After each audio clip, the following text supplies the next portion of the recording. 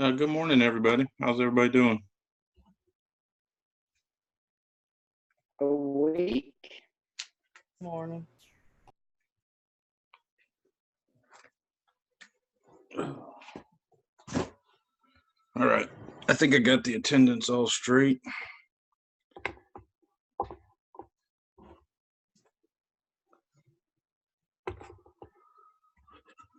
We got a big day today. We'll be covering the chapter 16, which is airway management. So that's going to be a lot of information for you guys. Let's start out with your medication list. We'll go over the ones that you just did that was due for this week. So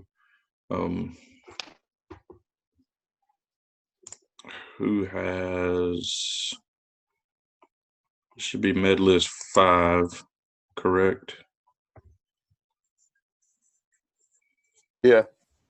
So the first one is acetaminophen. Who wants to take that? We'll see what you came up with. Someone want to give us the rundown real quick?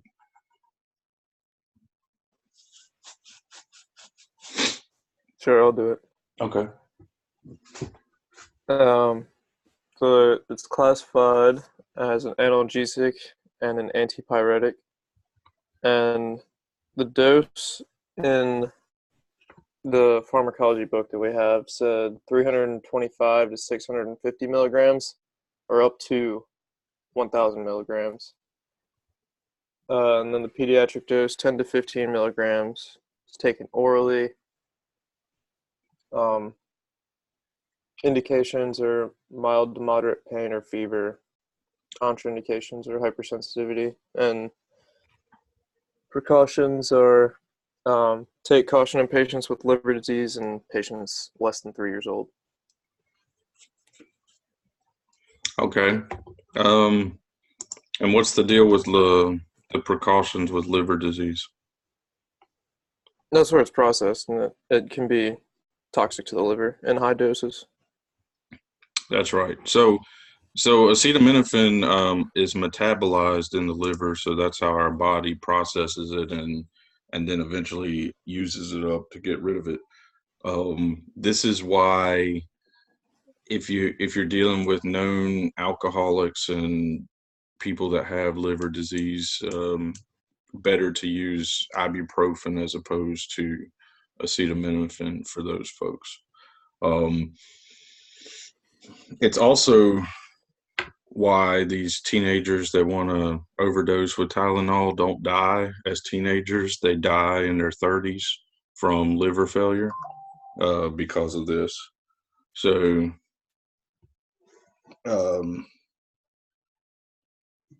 I don't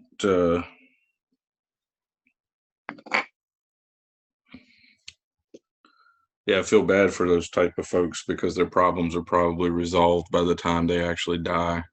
That's a long, painful process. It's not something short and quick if they're, trying to do something weird like that.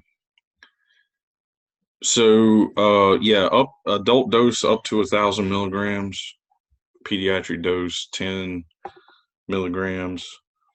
This medication is packaged really weird, so it's probably the most complicated of medicines that you would have to administer if you are going to give Tylenol. Pay attention to the packaging because it's a liquid. It's given orally, so it will be so many milligrams and so many mLs, and the numbers are really weird. So if you're not familiar with them, look in your drug box, look at the lids on these little containers and see how it's packaged, because your calculations are going to be quite funky for this medication. I think all in all, this is probably the most complex med math problem you would have is to administer Tylenol. Anybody have any questions about it? All right. What's next? Charcoal. Who wants charcoal? Its class is an absorbent. Okay. Its class is an absorbent. Is a finely powdered charcoal activated with oxygen, commonly diluted in water for oral administration. It binds with ingested toxins in the GI tract to prevent absorption.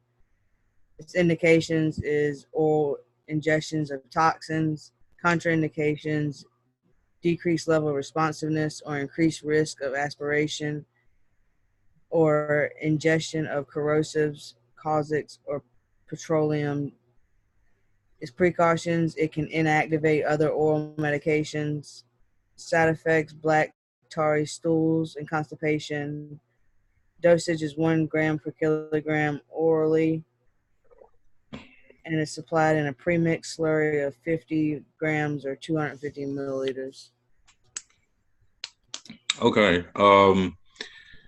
Just so you guys know, most ambulances have taken this off the truck. The state doesn't require it anymore, so I don't know of anybody that's still carrying it on the truck. So that's the good part for us. If you've ever given this, you know it is a nasty mess. It is actually charcoal that has been ground up and mixed into a slurry.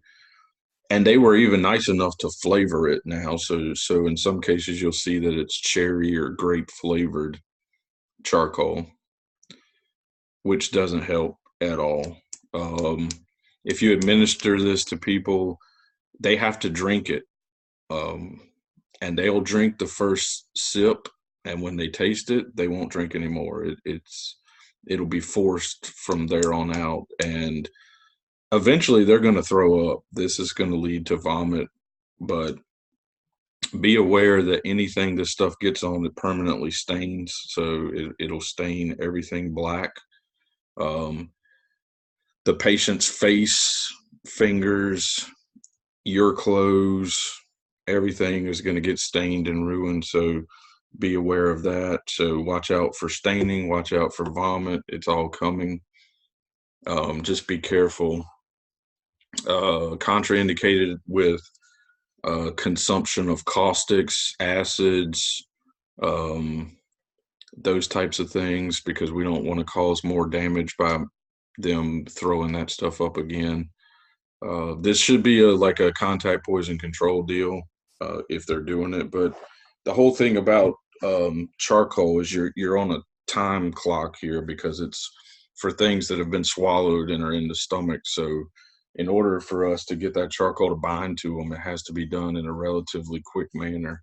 So within probably 15 to 20 minutes after they've taken it, and past that point, it may not do very much good. Any questions about charcoal?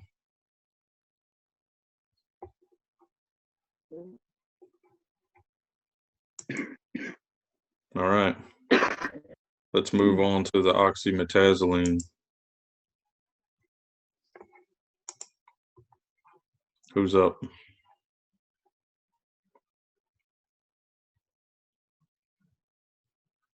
Anyone?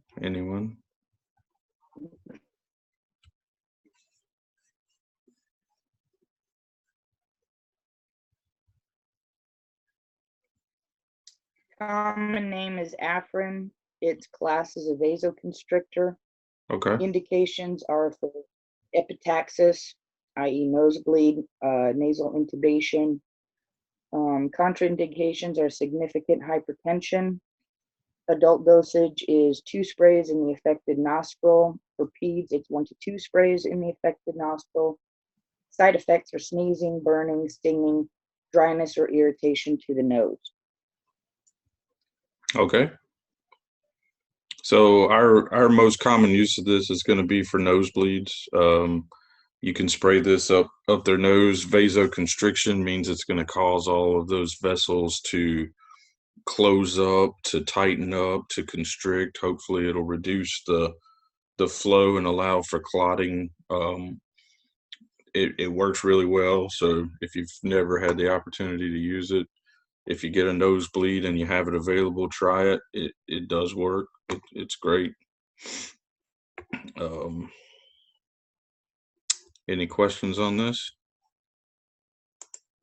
So this is Afrin in the brand name,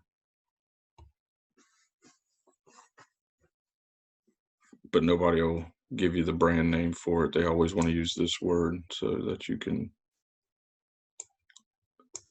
try to learn that word. Ibuprofen.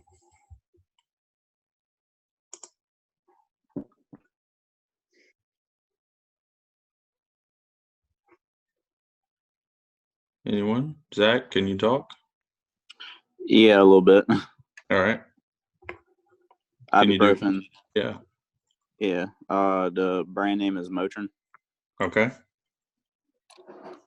The dose for ibuprofen is 400 to 800 milligrams every 6 to 8 hours, I believe, for adults.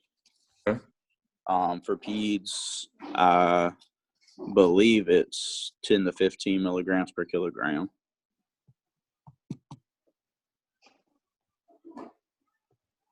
And what drug class is this? Ibuprofen is an NSAID. Okay. It's also a fever reducer and an analgesic. Yep. So this is going to fall in line with Tylenol.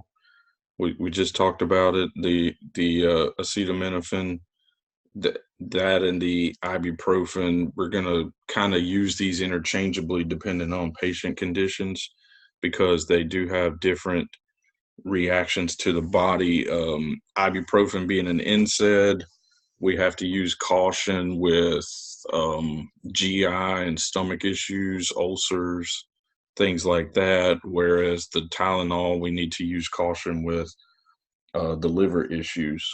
So depending on which one your patient has, then you would use the other one, and they both kind of do the same job. So mild pain relievers, fever reducers is what they're doing. So, you just have to pick which one's better suited for your patient. If your patient doesn't have any issues, then which one you pick is up to you. It's just a choice of what's available and how you want to use it. But if your patient has GI type issues, bleeding issues, ulcers, you wouldn't want to use the NSAID. You would rather use the Tylenol. So that would be the decisions that you have to make with these. Anybody have anything else to add with ibuprofen?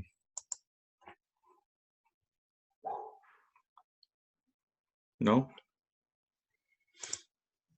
All right. Atropine.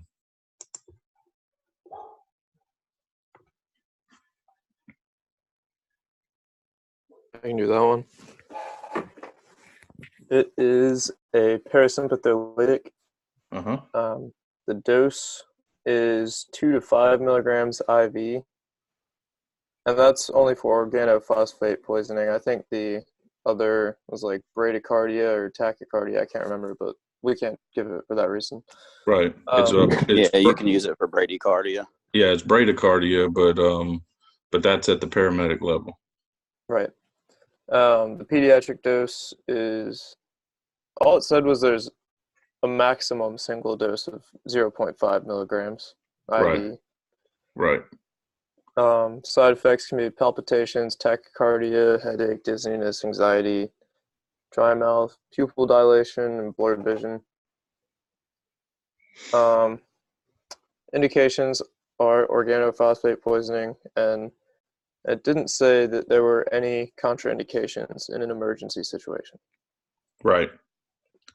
And there's not. If you're doing this for organophosphate poisoning, you need atropine, and you need a lot of it. So if your patient has organophosphate poisoning, they will have that category. They'll fall into that category. The acronym we call sludge, and that's where the organophosphate poisoning causes, essentially, it causes fluids to come out of every orifice of the body. So, tears,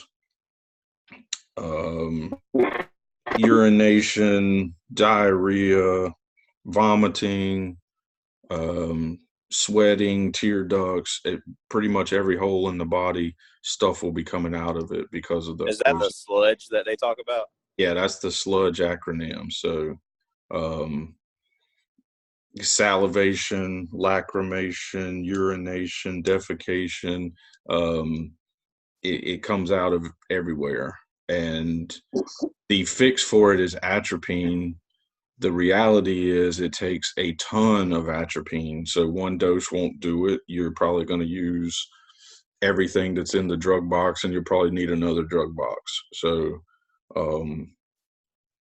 but you'll start that process. And then this is going to be up to local protocols, whether or not that at the A level you'll be able to give atropine. Atropine is still kind of it's mostly a medic drug, especially for the bradycardia aspect of it.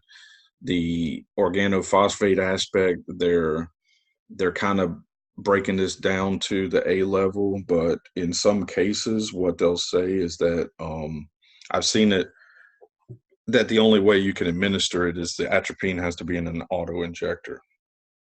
They don't want you, drawing up atropine and pushing it at the A level. So it's going to be at the end result is going to be what your local agency or local protocols say to do, whether or not you'll actually be able to administer it. It is on the formulary in some administration, and in a lot of cases they restrict it to auto injector only. So you would have to have an auto injector of atropine or an auto injector of our next drug, which is the pralidoxime. So if somebody wants to take the pralidoxime, and we'll talk about that, and we'll tie these two together real quick. Anybody familiar with it?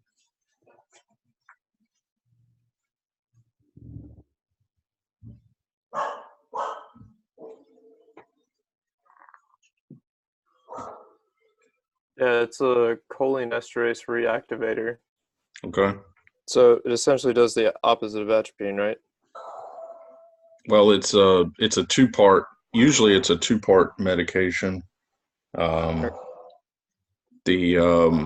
pralidoxime, the brand name of it you may recognize as Tupam. Yeah. It comes in.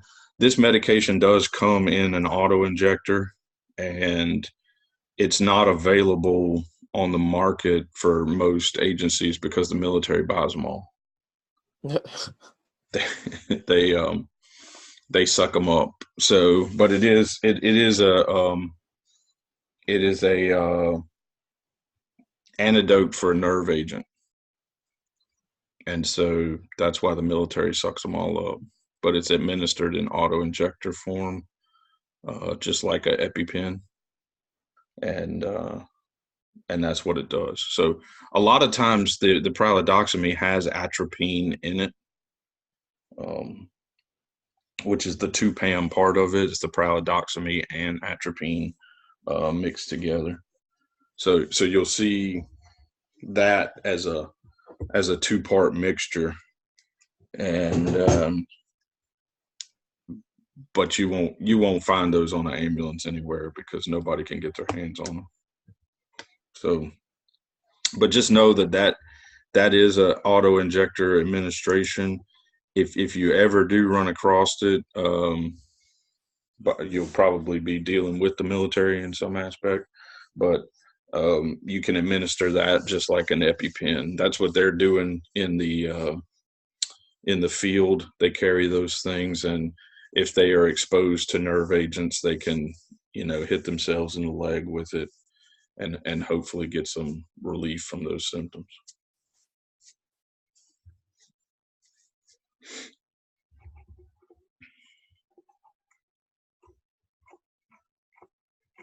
All right. Any questions about those meds? Again, most drug boxes, you'll have ibuprofen, you'll have Tylenol. A lot of them have the Afrin.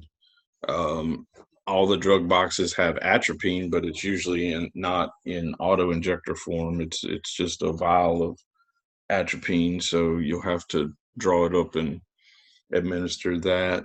So be familiar with the atropine, but also be more familiar with the administration at the local level, what your agency allows for that.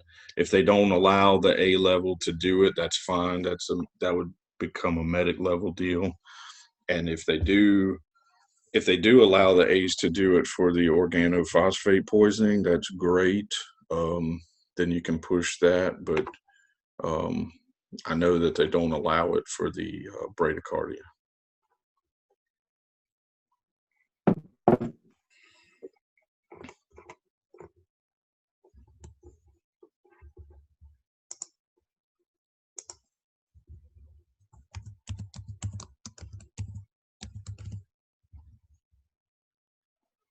All right. Anybody have anything else on those meds?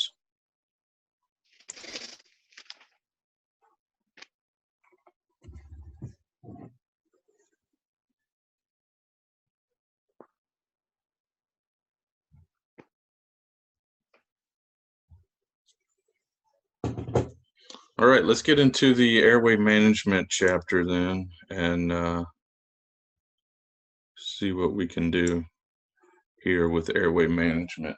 Chapter 16 in your books.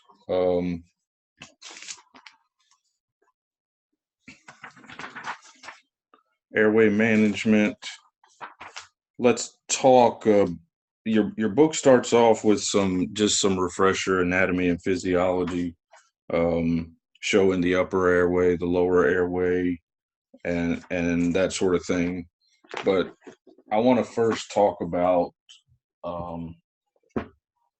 some airway assessment stuff. So when we are listening to our patients, you guys are assessing them. Most likely we've been called to something like difficulty breathing or respiratory distress. You guys get that call about like 175 times a week. So you should be quite familiar with it and have a nice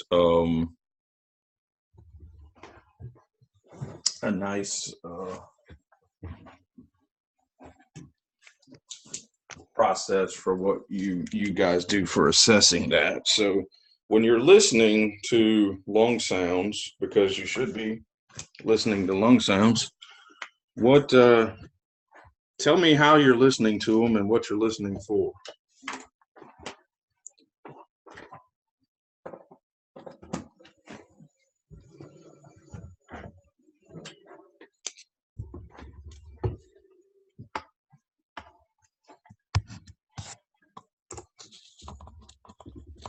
You're really listening for anything that's not just the movement of air, like wheezing, stridor. So anything that doesn't sound like air moving through a tube.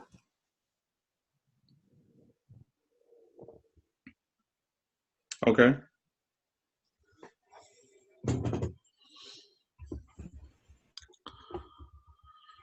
So that quiet whoosh of air is what we normally hear. That's what we want to hear. And then anything that we hear other than that, we're going to be concerned with, treating it as abnormal and developing a plan to deal with it and fix it, right?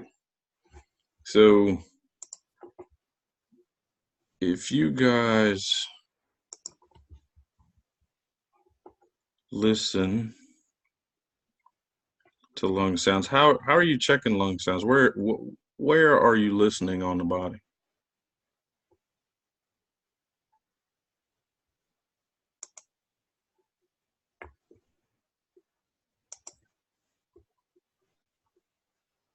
The chest and the back. Chest and the back? How many different places are you listening?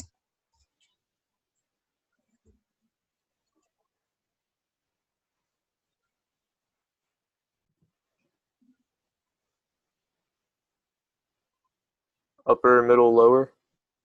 Okay, upper, middle, lower. So on the right side, if you're listening to the right lung, you should be listening upper, middle, and lower. And you can do that on the front of the body and on the back of the body. You can also do it in the axillary portion of the body, which is under their armpit on the side. You can hear stuff in those three areas. For the left lung, you're going to listen upper, middle, and lower. And the problem on the left side is that when you listen in the middle, you're not going to hear air sounds. You're going to hear your heartbeat. So you can listen. You should be able to hear air upper and lower, but in the middle on the left is probably going to be oversounded by the heartbeat. You may not hear air, especially on the front. You might get some air sounds on the back or the axillary, but definitely on the front you're going to hear the heart, and maybe on the back you're going to hear the heart too. You just won't get the lungs.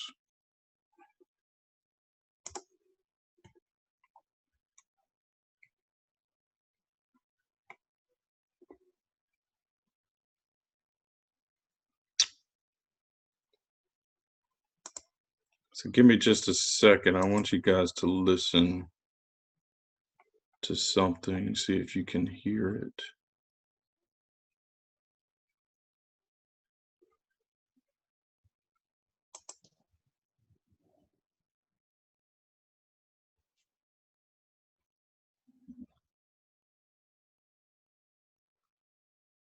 You guys able to hear that? No.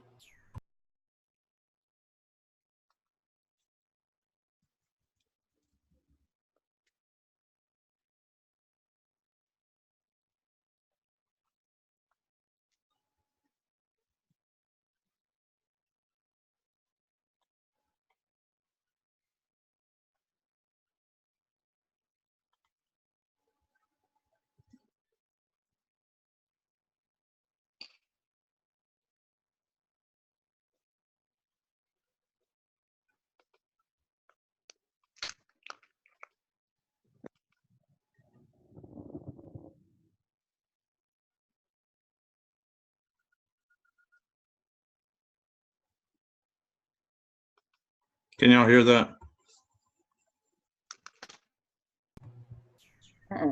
No. Oh, Nobody heard that? No. Okay.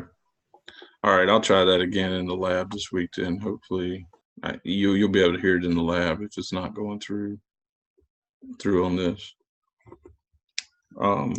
So lung sounds. Lung sounds are what's going to steer our treatments. So our assessment has to be pretty good, and we need to know what we're hearing in order to treat things correctly, because the lung sounds being different, we're going to give them different treatments. So our normal sounds, we're going to hopefully hear just a quiet movement of air. If we're hearing wheezes, which is going to be like a high-pitched whistling type of noise, and we'll listen to these in the lab this week. But if we're hearing wheezes, what is that an indication? What's happening in the body with that noise?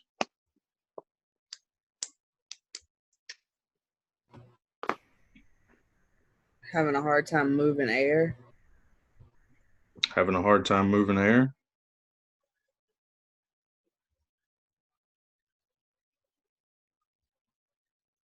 It's caused by bronchoconstriction. Okay, constriction.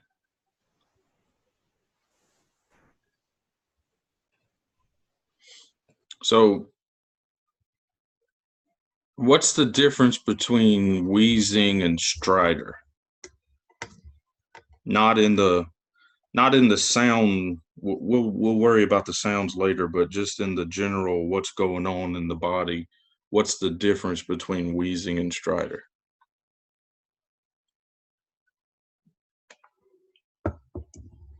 Stridor is upper airway, wheezing is lower lungs.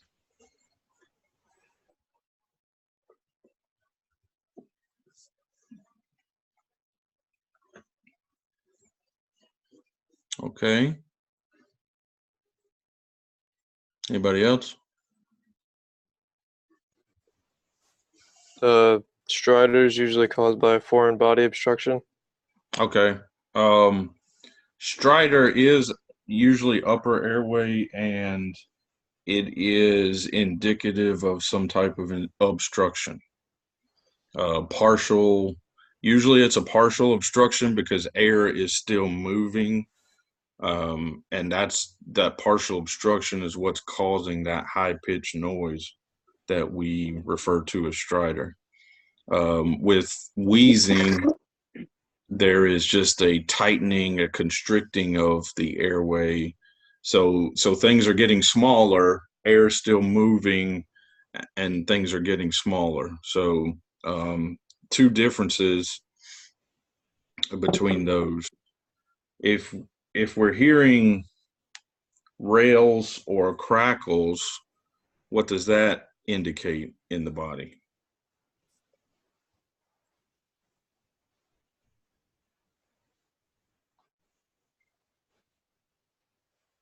Fluid buildup. Okay. Rails and crackles indicate fluid. So fluid, obviously, if the lungs are a container, fluid will fill from the bottom to the top.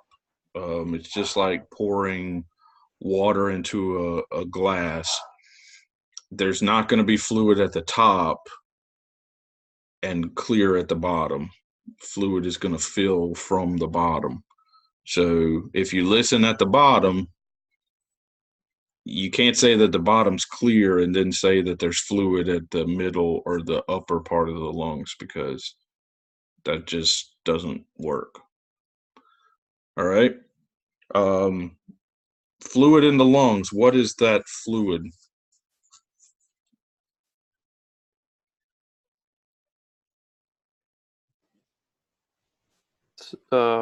Interstitial fluid. Okay. And so what'll happen if you start hearing these rails and crackles, this gurgling sound, it's a, you may hear like bubbles popping kind of sound.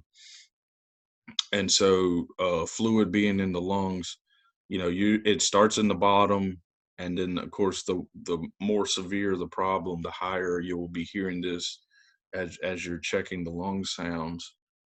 What's indicative of this is that your patients will be sitting straight up. They won't be laying down. Laying down for patients that have fluid in their lungs will give them a sense of drowning, because in essence they are drowning. So if you try to lay these people down, they're going to struggle and fight with you. So don't do it. Keep these people sitting up as straight as possible, so that they can keep that fluid as low as possible in the lungs until you can clear it out for them. So if you have wheezing, we're talking about constriction. What kind of treatments would we be looking at for wheezing?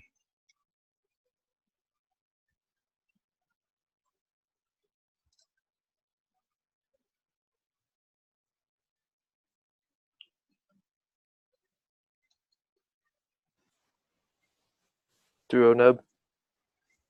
Okay. Duoneb would be a good choice. What other treatments?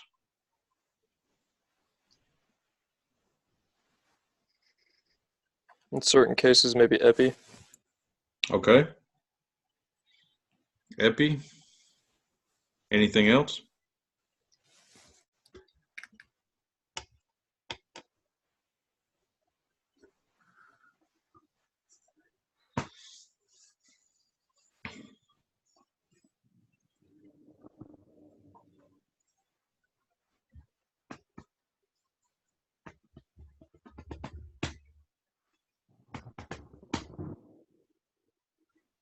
Don't forget just oxygen and alone. You can administer oxygen, which will help them. The Duo Neb is probably going to be quite beneficial. Hopefully, that albuterol will open them up and loosen things up. And then, in severe cases, epi will get to you as well. So, a couple of choices there. Some medications that you'll have available to you at the A level. So that's the constriction side of it. The fluid side of it, with the rails and crackles, what kind of treatments will we be looking at for these people? CPAP. CPAP?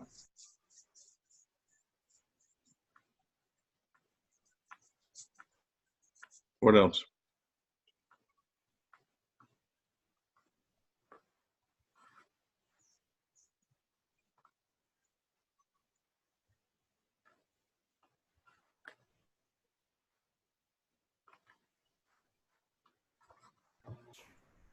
Oxygen. Oxygen?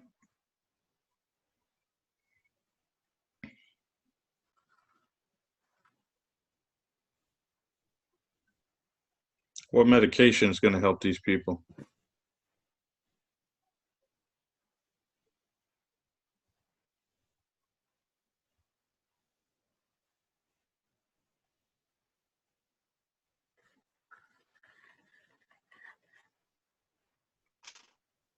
What medication do you guys have that will vasodilate?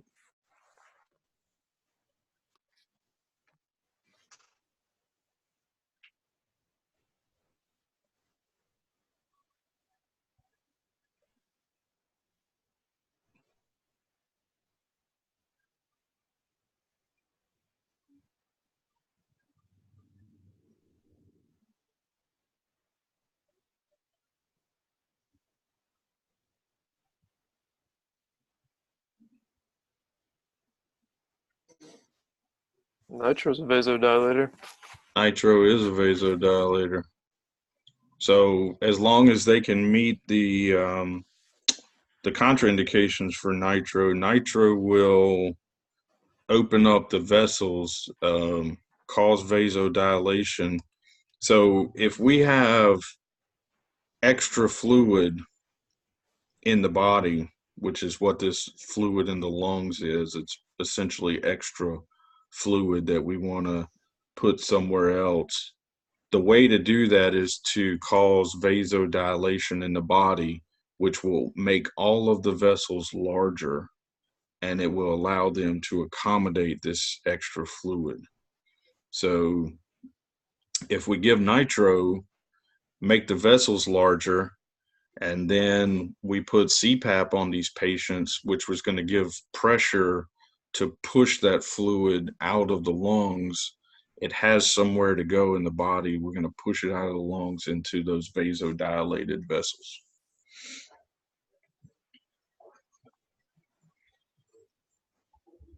Does that make sense? Yeah, I'd never thought about that. Okay. That's what's happening. So if you guys, when you're listening to patients and their lung sounds, and if you look at the choices of lung sounds, I believe your book gives you some lung sounds on page 374. They got a little table for you. But if you will think about these, you can put these into two categories. You can just about put all lung sounds except for normal lung sounds. All of the other lung sounds you can put into two categories. One being constriction, and the other being fluid. Some people may say dry and wet, but I don't like dry so much. So I tend to say constriction and fluid. And what that'll do is that'll help you when you're assessing. It will help you to decide which treatment path you want to travel down. And usually, if we categorize them in the constriction category, in most cases, the administration of oxygen and then the start of a nebulizer treatment is going to be the beginning. Whereas if we are going down the fluid route, we're probably most likely going to be thinking about nitro and CPAP in the fluid side of it. So typically, when you hear the rails, the crackles, you're thinking your patient may be most likely having CHF or something like that, as long as it's not like a drowning or potential drowning, near drowning type patient. So if it's medical, it's most likely going to be CHF or pneumonia or something to that aspect. And then on the constriction side, usually that's your asthma patients or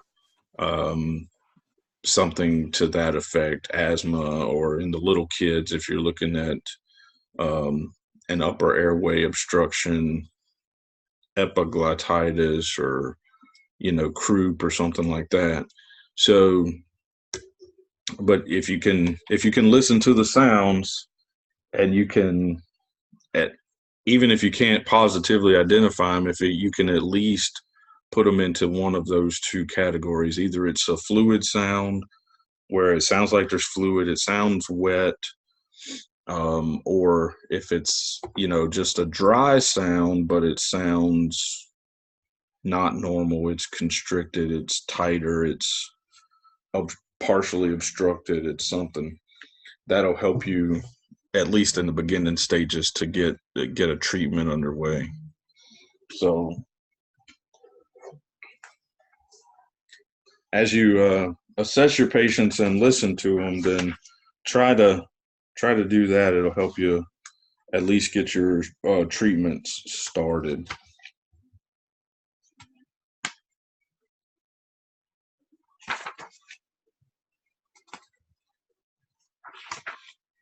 So let's talk about devices now. For oxygen delivery, how many oxygen delivery devices do we have?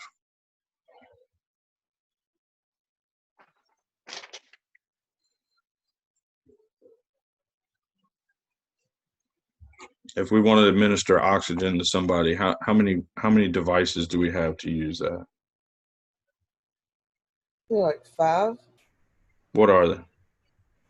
You got CPAP, nasal cannula, non-rebreather, BVM, and blow-by.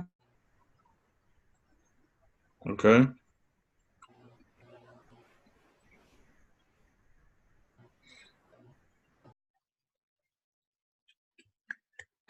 Plus a nebulizer and a simple face mask. Okay. Got a nebulizer. And does anybody have a simple face mask in their bags or on their trucks? I think the state's trying to bring them back. We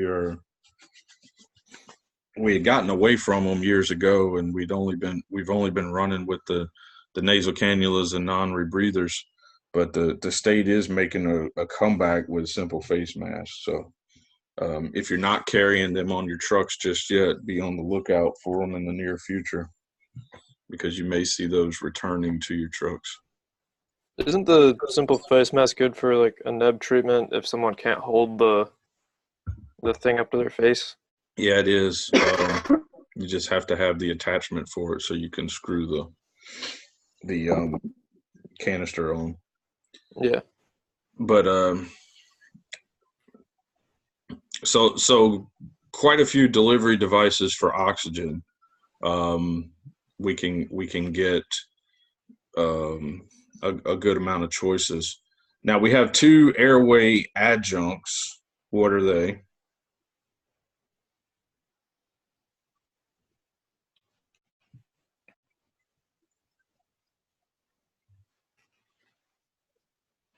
OPA and NPA. Right. Yeah. Airway adjuncts, OPAs and NPAs. So if you are using a BVM, you should be considering one of those adjuncts in conjunction with your BVM. The OPAs are designed to keep the tongue out of the way and keep the tongue from obstructing the airway. And the NPAs are designed to bypass the tongue through the nasal passage and down to the trachea. So if you have to use a BVM, it's not mandatory for an adjunct to be in place, and you can certainly use a BVM and be successful without it. But if you're using a BVM, I highly encourage you to be thinking about one of those adjuncts. So contraindication for an OPA is what? Facial trauma. Gag reflex. Okay, gag Yeah, reflex. That's the contraindication for an OPA. Contraindication for an NPA is what?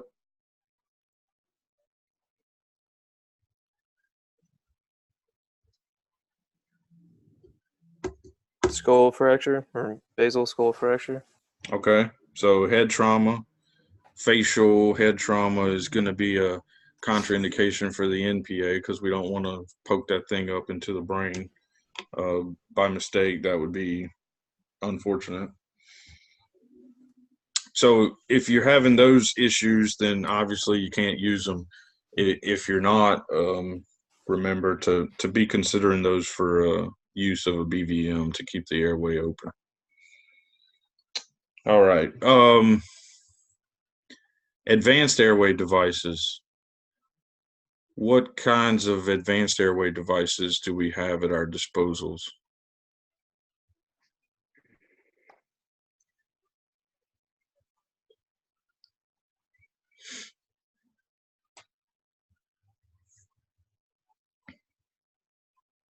King. Airway. Okay, King Airway is one.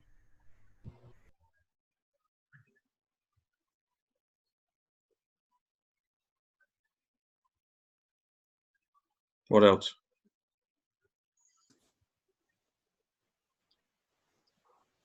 iGel. Okay. King and iGels.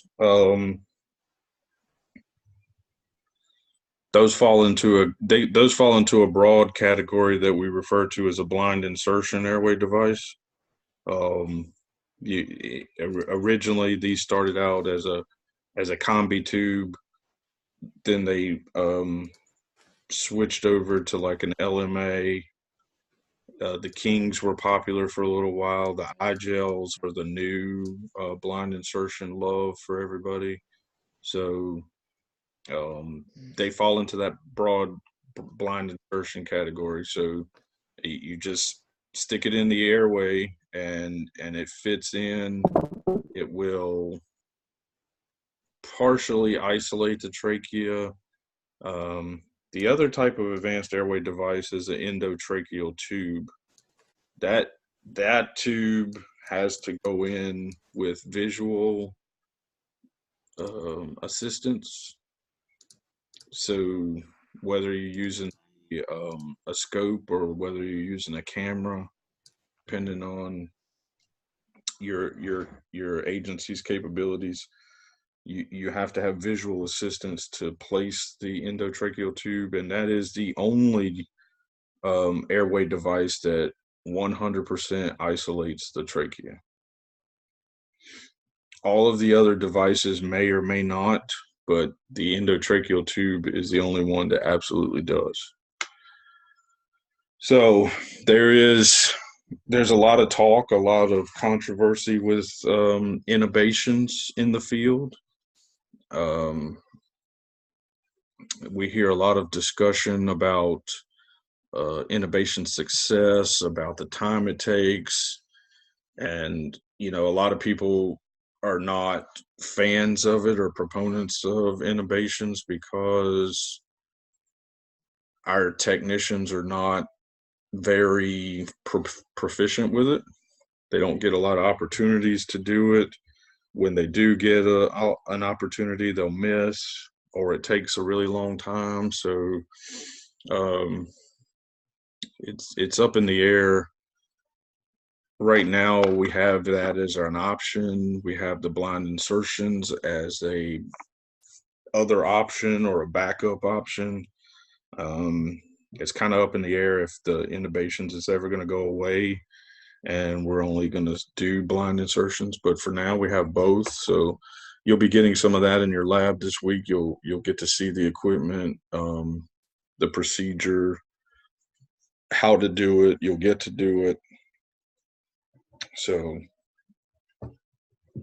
the back of your book in the appendix has a whole section on intubations. So if you guys want to take a look at that before you get to your lab, that probably benefits you quite a bit.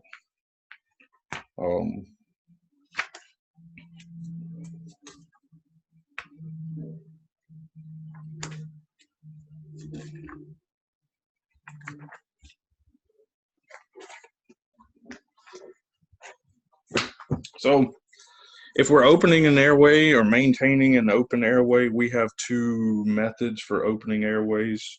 Those two methods are what and why?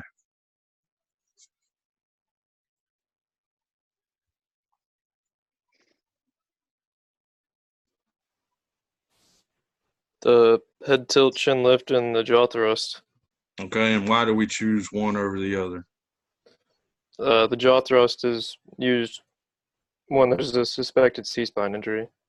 Okay, so jaw thrust for trauma patients with C-spine injury, and any other patient most likely will get a head tilt chin lift that will line everything up, open the airway, and allow us to assess respirations, and then we can assess lung sounds once we determine that they're breathing. So when we're assessing these people, we are looking for what when we assess their breathing?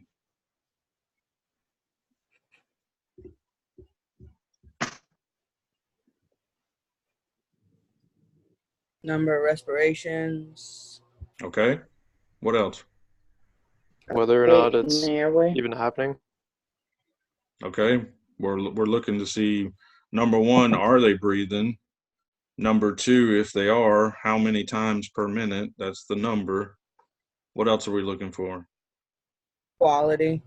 Quality. What does that mean?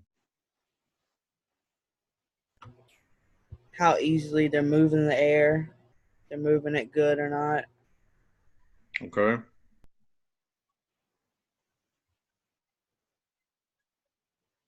What else are we looking for?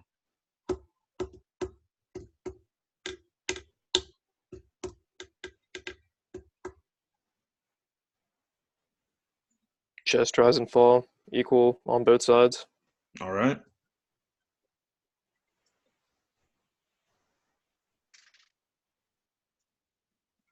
So when I look at this, we identify this as, once we establish that they are breathing, three areas that we're looking for rate, we're looking for rhythm, and quality. So rate, rhythm, and quality. Rate is obviously a number. Normal adult breathing falls in a 12 to 20 times per minute range. So the younger the patient, the faster the normal breathing would go. So as patients get smaller, that the numbers are going to go up from the 12 to 20 range to higher, depending on their age. So we're looking at that rate of 12 to 20 for the adults. The rhythm, we're looking for a normal and steady rhythm pattern. If they're breathing anything other than constant and steady, then we're going to call that an abnormal rhythm. If they breathe fast for a few times and then have a pause or a stop, and then they breathe fast again or breathe normal, and if it's not steady, kind of you can kind of get a pace for it, like you would with a metronome. In music, you have a steady tempo, a steady pace. If the breathing is not kind of on a steady scale, then the rhythm is probably going to be in an abnormal pattern. And your book does discuss some of those abnormal patterns. So when you get into that portion of the chapter, you can look at some of those abnormal patterns. Most popular ones would be like Cheyne-Stokes breathing, the Kussmaul's breathing, the Biots. They've got a few of them for that. And then the quality is the last category. So we have rate, rhythm, and we have quality. So what we're looking at is quality is kind of like how much work are they doing? Are they struggling? Are they working? You can look at people and kind of tell that there's no effort in their breathing. It's fairly normal, and it's just happening like it should, versus whether or not they are working to breathe. So you can see how much effort they're having to put into it, how much work. If you've gone to some real respiratory distress people, you see that they're working to move that air in and out. So if you get that, then that quality is up there, and it falls into the labored breathing category, which is work, because labor is work. So think about those as that.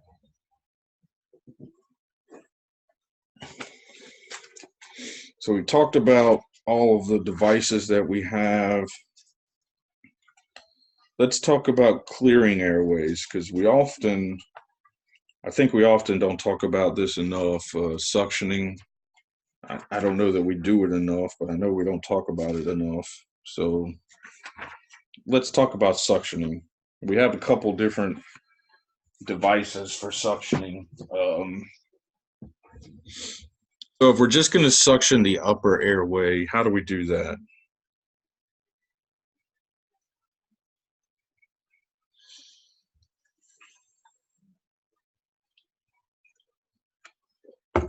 Somebody have a quick description of upper airway suctioning?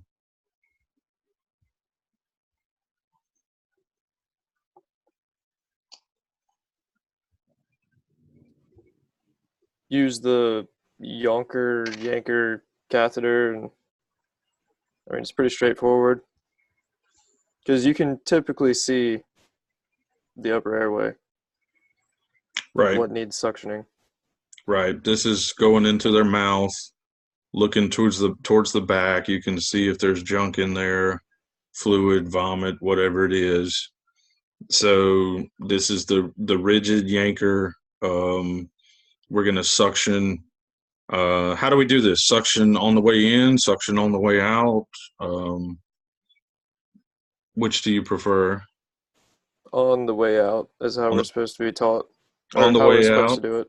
Yeah, that's the textbook way, on the way out. And is there a time limit on this? 10 seconds. Okay. So the way that Yanker works is once you turn your machine on, there's a hole, and you have to put your finger over the hole to create the suction. So you'll stick this catheter in, and then you'll put your finger over that hole. That'll create the suction. You'll start suctioning, and then as you're coming out with that thing, you can suction everything, usually 10 to 15 seconds at a time. Kind of give them a break to catch their breath or to be able to breathe, and then if they need more, suction more. There's no limit to the number of times you can do it. The one thing that I will caution you on is those canisters on your suction units, nowhere near big enough. It's kind of like that little kidney bean bowl that you give somebody to throw up in, nowhere near big enough. those suction canisters nowhere near big enough. They fill up fast. So be aware of that and be ready for it, especially if they start vomiting. They'll fill up very fast. All right. So what about deeper suctioning? What about lower airway suctioning? How do we do that? Anybody have an idea? Mm-mm. No idea.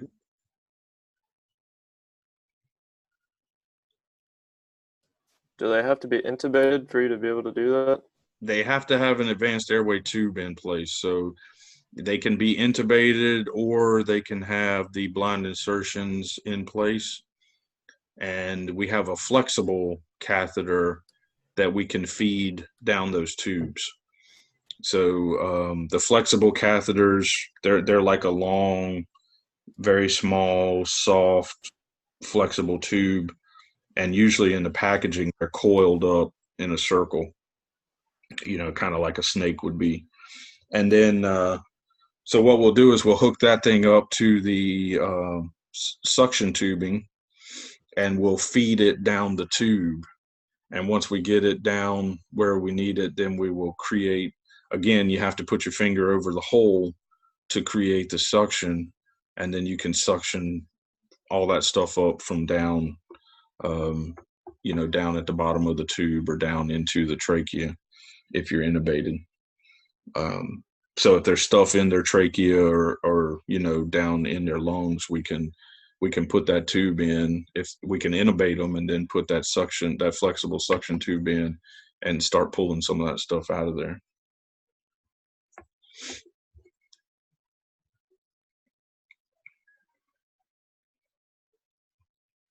So this will give you, once we get into lab, this will give you another, a more advanced option for suctioning. So that lower airway suctioning with the flexible catheters, you'll be able to see it and do it, and it'll give you a little more suctioning abilities and powers. All right, as far as monitoring goes with our airways, what kind of monitoring equipment do we use for airway management?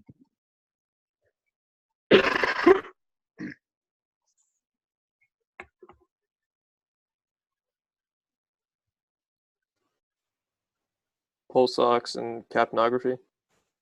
Pulse ox and capnography. So what's pulse ox monitoring?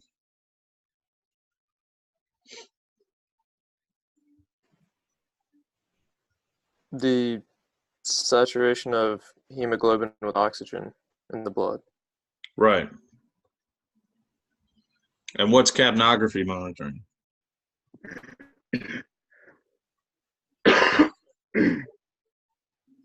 The amount of CO2 exhaled with each breath. There you go. So if you want to know how much oxygen is in the body, then we need to look at pulse oximetry, and that'll give us an oxygen saturation number. And typically, if we're looking at that number, what are we hoping that number is? Where do we want that number to be? Above 95. Okay, above 95. That's ideal for us. And if it's not, it doesn't mean that you can have a pulse oximetry number above 95 and still have respiratory distress, because you could. But typically, if that number is above 95, usually we don't have too many respiratory issues. So we'd like to see that number above 95. If we're looking at capnography, then that's going to give us the CO2 readings of the body as CO2 is being exhaled and discarded. So the CO2 readings that we're looking for are what?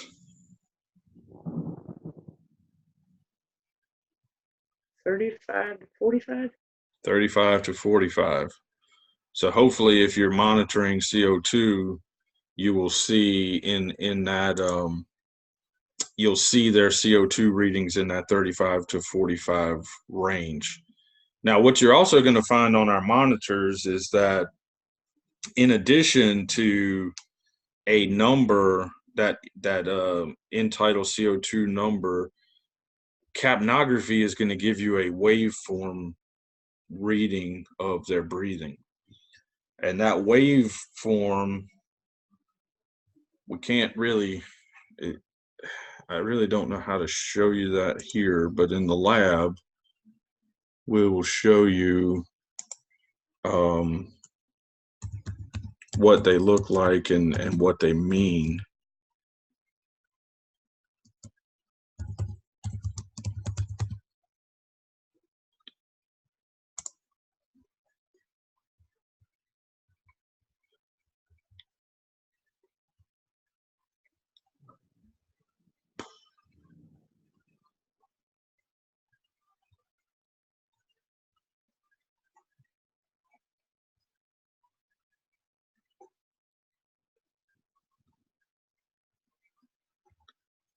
All right, so you guys hold on just 1 second and let me see if I can get this going and give you a real brief intro to capnography and what it means.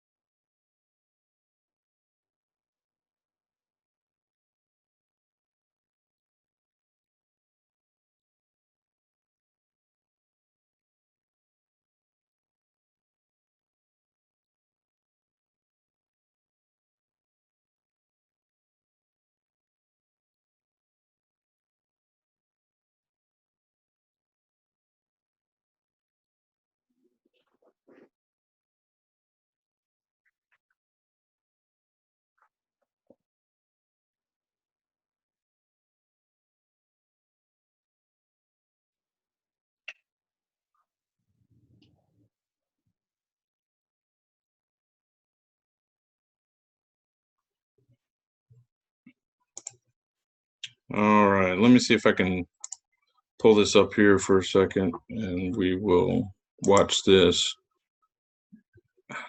Do you guys see this waveform that's on the screen right here? Yeah. This is waveform capnography. So this is a breathing pattern. Each one of these boxes is one respiration. So one inhale, exhale is each box here.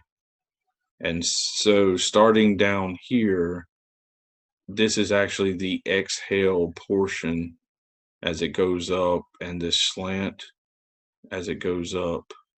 And right here, where the cursor is on this corner, is the end of the exhale. And as it falls down and comes across, that's when they inhale again.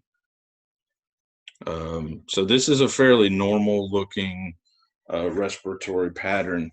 So on waveform capnography, this would be, ideal for you, for your patient. If it looked like this, it's fantastic. But we'll listen to this guy and see what he has to say for you real quick.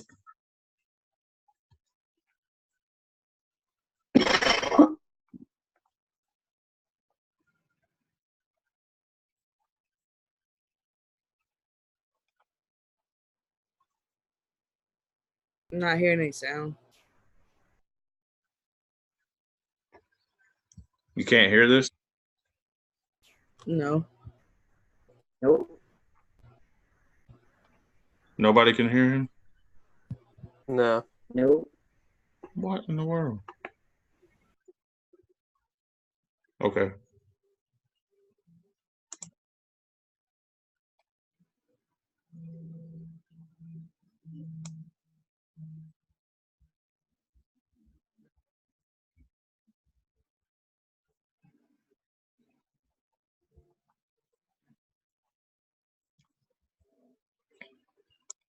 Okay, so essentially what he's telling you is what I told you, that he's got these labels up here. So A, B, C, D, and E.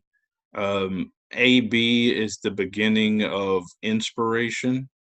So this is the area where inspiration begins.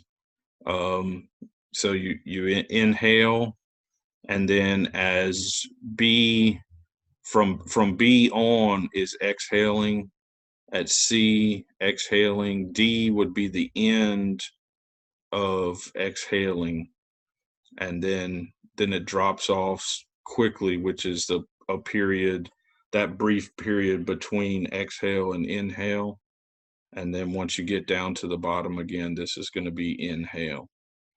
So if you if you're looking at the waveforms on your monitor, again, this would be like a textbook great perfect patient. If it has this shape right here, all of your boxes look the same, all of your boxes are evenly spaced, and then this is the shape that you would want to see.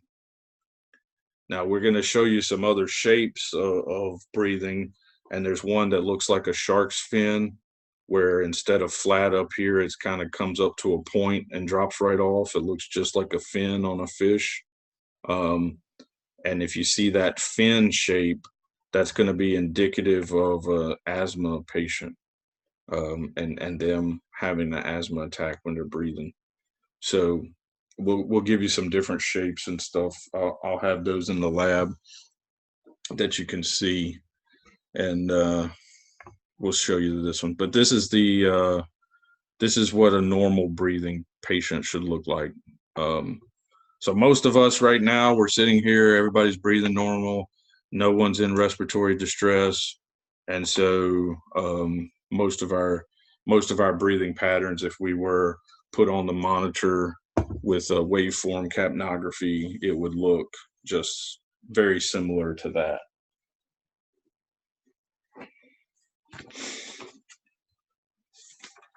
And that would be what we should be expecting, or what we would like to see.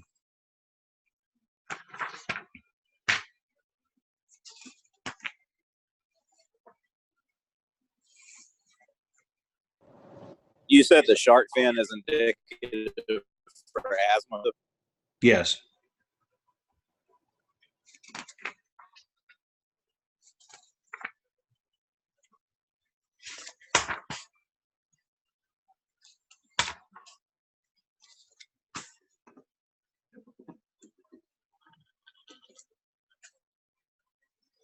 There is a nice chart.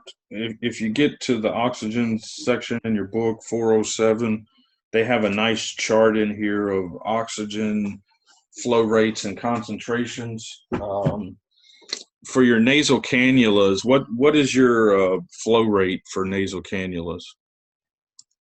2 to 6 liters per minute. Okay, it'll be yeah, depending on how your oxygen regulator is graduated. We typically don't start people less than 2. They may be on home oxygen less than 2. They could be on 1, or they could be on 3/4 or a half, but typically we don't start anybody less than 2. Nasal cannulas go up to 6, although I will caution you, if you're blowing 6 in a nasal cannula, you're going to dry their nose out very quickly. So if it's not humidified oxygen, hopefully it won't be long term at 6, because that's going to become quite uncomfortable for them in short order. Most of us don't have the simple face mask still, but non-rebreathers, what is our range for non-rebreathers? 10 to 15. All right, 10 to 15. That's typically where the range that we're in. Just so you know, a non-rebreather will work at 8, although in most cases, nobody will start them at 8. Usually they'll start them at 10. The simple face mask was that carry between the cannula and the non-rebreather, and that one we run, at 8, and then we would switch to the non-rebreather 10 to 15. So if that thing makes a comeback, then that'll be in place of it. Right now, we're using our nebulizers, and most of those are running. I think you guys are running most nebulizers in the 6 to 8 range. Is that right? Yeah. Yes, sir. Yeah. So you should be running, if you're doing a neb treatment, you should probably be running that 6 to 8 range. And nasal cannulas up to 6, non-rebreathers 10 to 15. If you're doing a BVM, what kind of oxygen? If you're using supplemental oxygen with a BVM, what do you want that set on? Wide open. Okay, so you should set that at 15. And then CPAP, if you're putting CPAP on, that's obviously being put on with oxygen. So what's your oxygen setting for CPAP? 15 as well, ain't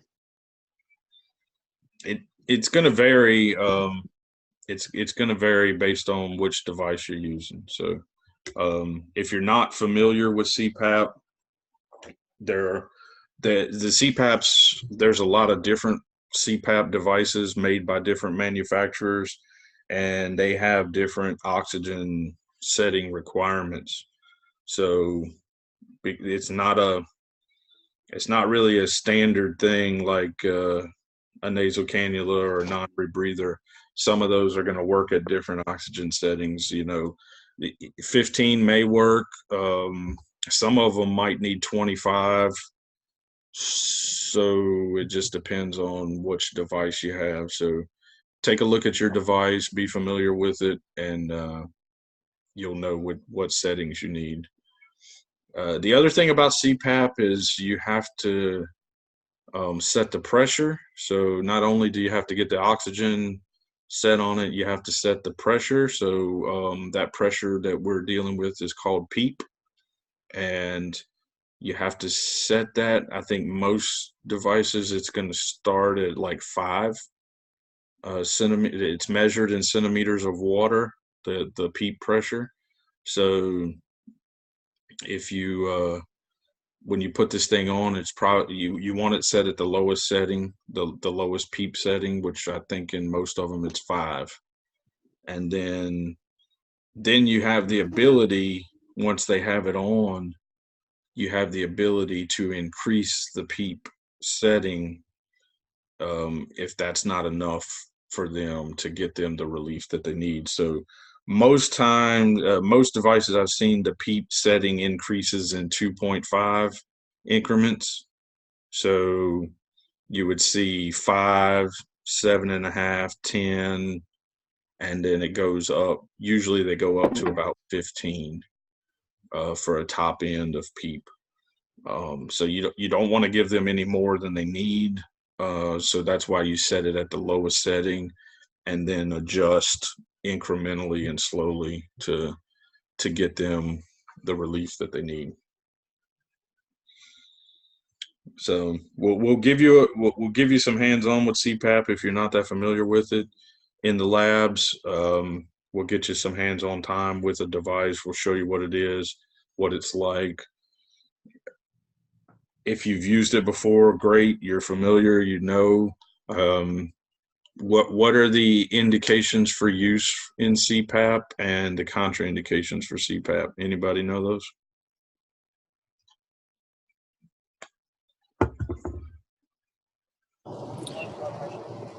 Low blood pressure and pregnancy are 2 contraindications for it. What was the second one, Zach? Low blood pressure and what? Pregnancy. Pregnancy. What's another contraindication for it? There's one more.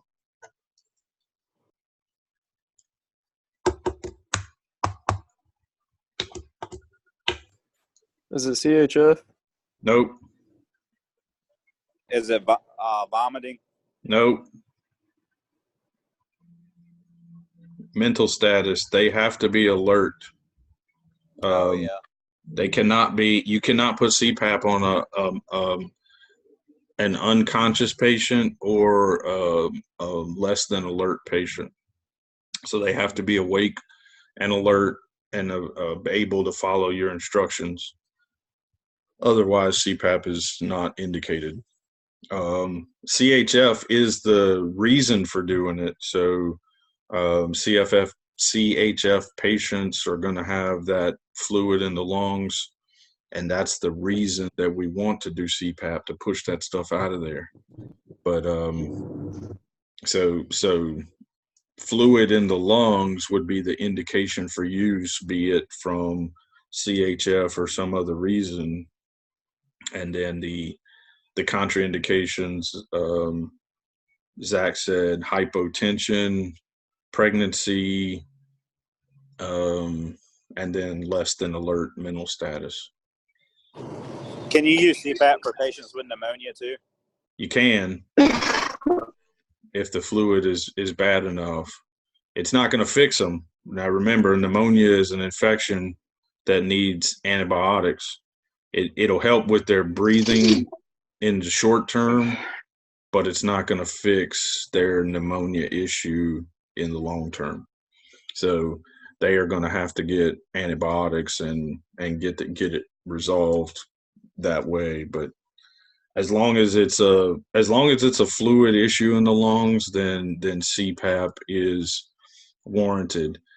And now, as opposed to when CPAP first came into use for us in EMS, CPAP was only warranted in fluid issues, but now CPAP is actually indicated in all respiratory issues. So if you have an asthma attack that you can't get relief in, you can actually put CPAP on those patients as well. Although it's hard to understand the philosophy and the physiology behind it, because CPAP is forcing pressure in, and to think about forcing pressure into something that's constricted, it doesn't actually make sense. But the research has shown that it is a viable option for treating. So if you go, and also with asthma, ain't that they're having the trouble of getting the air out? right, they are, and that's the other thing that doesn't make sense about CPAP, because they have air in that they can't get out, and then we're forcing air in. So it was not indicated when they first put CPAP on ambulances, and in the most recent update, it is. So if you look at your treatment protocols for like asthma, if you go down that whole treatment protocol for asthma, you will see that CPAP is in there as a late stage option for you.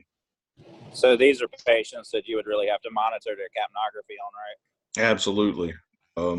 And I got to tell you, if you're not monitoring capnography, you should do that on more and more patients. Any respiratory patients, you should absolutely be doing it.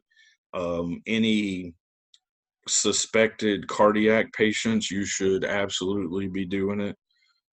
So if you're not using capnography that often, and you're not getting capnography readings on these patients, you should probably start considering it and using it a lot more than you are.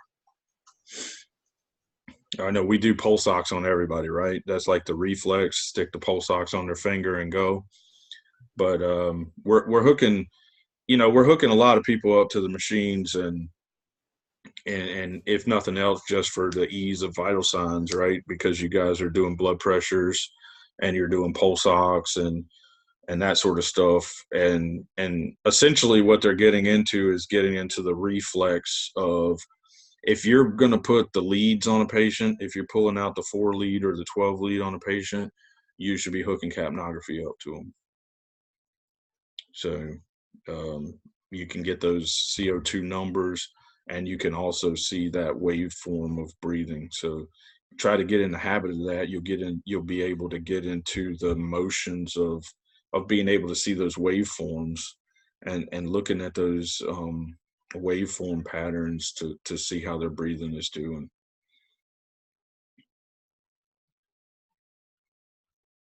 Any questions with that stuff?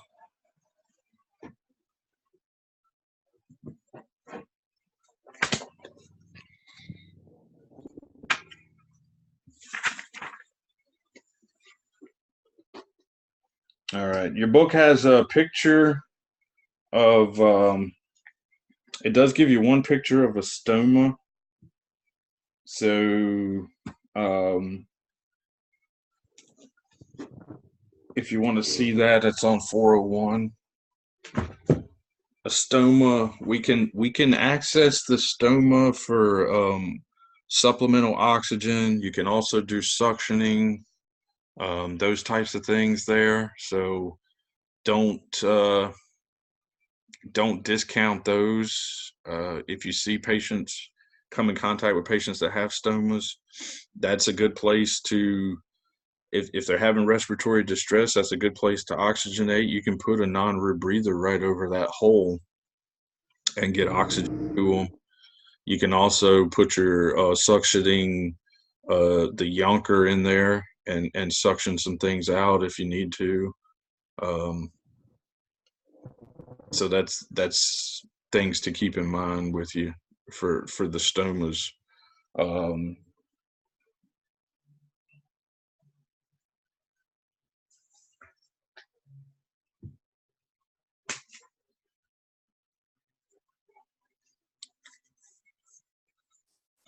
All right, so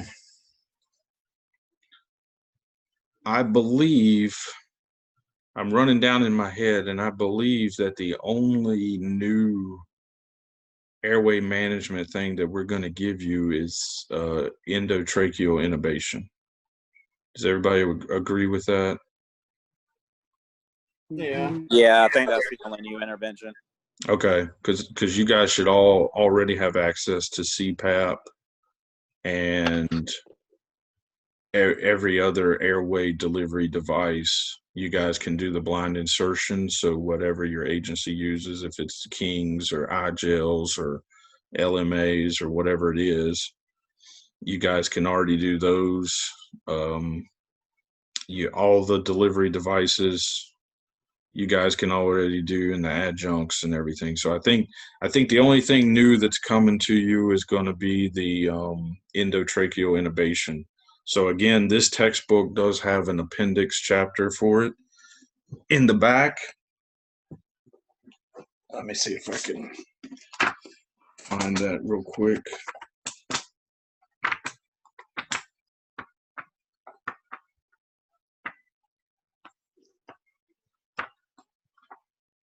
All right, so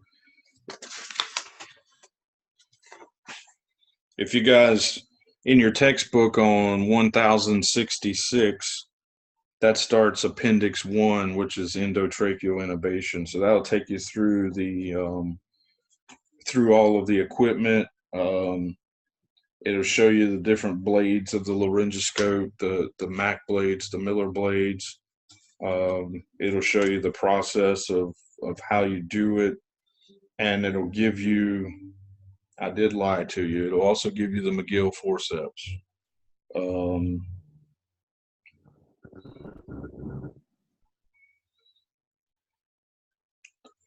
McGill forceps, if you're not familiar with those, it looks like a bent pair of scissors.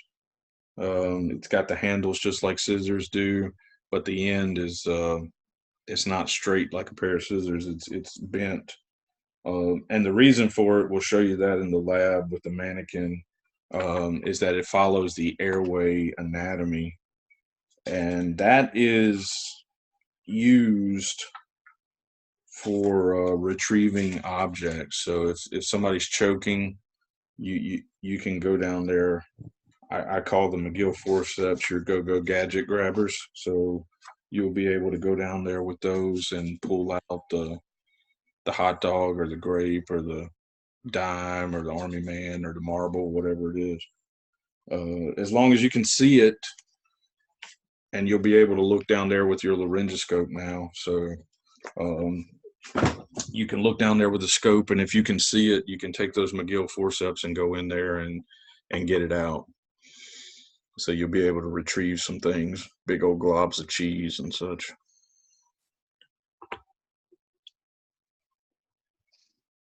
Good times. All right. So if you guys want to go through that chapter, and then we will discuss those processes and give you hands-on stuff with the innovations and the forceps and all of that stuff in the lab. Anybody have any questions? Nope. Nope. Labs this week, tomorrow night in Perquimans, Thursday morning in Elizabeth City. And this is a 3-hour lab week, so 6 to 9 tomorrow night in Perquimans, 9 to 12 in Elizabeth City, Thursday morning. And there will be no lab in Currituck this week on Friday afternoon due to lack of interest. So nobody wanted to go there. Not enough people anyway. All right. And then we are getting a break after this week. So you have class today, you have lab either Wednesday or Thursday, and then we have a break, guys. You're going to be off for 2 weeks. The next class will start up on January let me get my thing out here.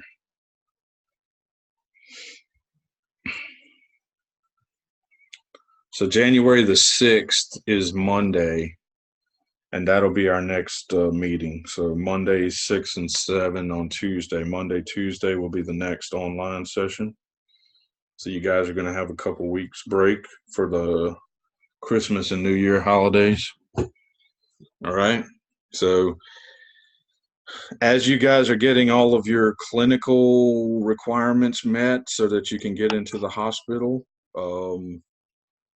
it would be a great time if you can schedule it and do it to while you didn't have a big course load going, that you could get some hospital time in. But you guys have that coming. Is everybody on track to get into the hospitals? Is anybody having any issues that I can address or help with? I've just got a couple of Castle Branch things I have to take care of. Okay. And when is the deadline for the hospital time? Hospital time deadline is February. Okay.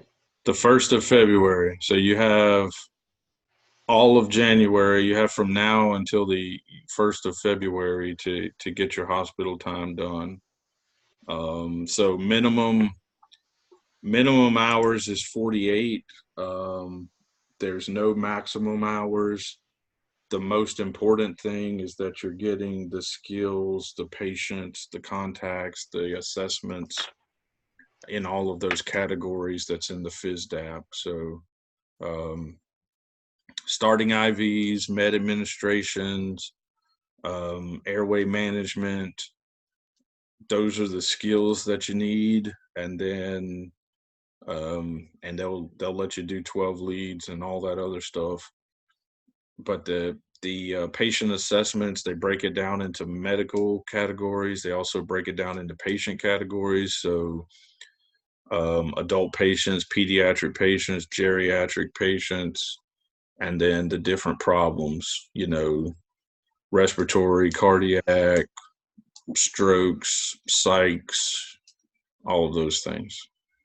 So I will tell you, while you're in the hospital, you need to be really engaged, and you need to really be putting out. So every opportunity, every patient, don't pass anything up, because when you do your time on the ambulance, you're not going to see nearly as many patients as you'll have the opportunity to see in the hospitals. All right. Okay. Okay.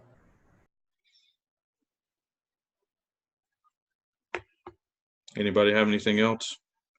Is anybody cleared yet? Has anybody been cleared by Cameron to schedule hospital time? Are you guys all just dragging your feet? I just gotta sent in finish my Castle TB Branch. test. TB Yeah, I test. just got the online orientation. Okay. I saw she put out some information about the TB thing. It became available, I think, in Chowan, and she said it was available in Pasquotank. Somebody said it wasn't. It's available in Passport now. That's where I got mine. Okay, so it is available now in Pasquotank. She I did do say it know was Dr. Lane in available. Hertford has it. Okay. So it's become available now, and I saw the information about Albemarle was taking they had altered their TB acceptance thing. So you guys should be able to, hopefully, don't delay on that, because guess what? You're not the only people that need TB testing. So if it is available, you better jump on it and grab it as fast as you can before they're gone again.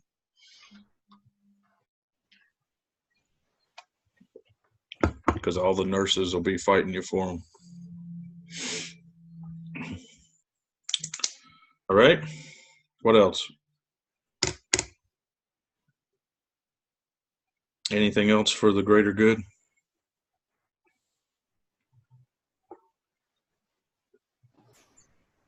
Not that I can think of. Okay. Any questions about airway management before we go? Anybody have anything burning specific they need? I'm good. All right. We're gonna work on this in the lab this week. So we'll show you a lot of stuff and let you play a lot. So it'll be great. Again, all of your work that's due this week, it's due by Monday. Get your work done, turned in on the online stuff, and that way you can have a little bit of holiday downtime to spend kind of relaxing and de-stressing, if that's possible, during the holidays. And we'll take a couple weeks off so that you guys can have a little bit of a break. If you wanna get your stuff done and get some hospital time scheduled, it's probably a great time to do it. And if not, if you have some downtime, don't forget to keep studying. Study the medications, get into the book, read the chapters. We've got a couple more weeks on this module 4 before you get into the exam, so that'll be coming towards the end of January, and then we're going to start a long module in the medical section. So if you guys don't have anything, we'll get out of here. Natasha, I need you to hang back for a minute. I got to talk to you about something, and then everybody else, we'll see you in the lab this week. If I don't see you in the lab this week, you guys have a Merry Christmas and a Happy New Year. And if you're working, be safe. And if you're not, enjoy your time off and enjoy the holiday season. All right, appreciate it. Yeah, same to you, Cliff. All right, we'll see you guys.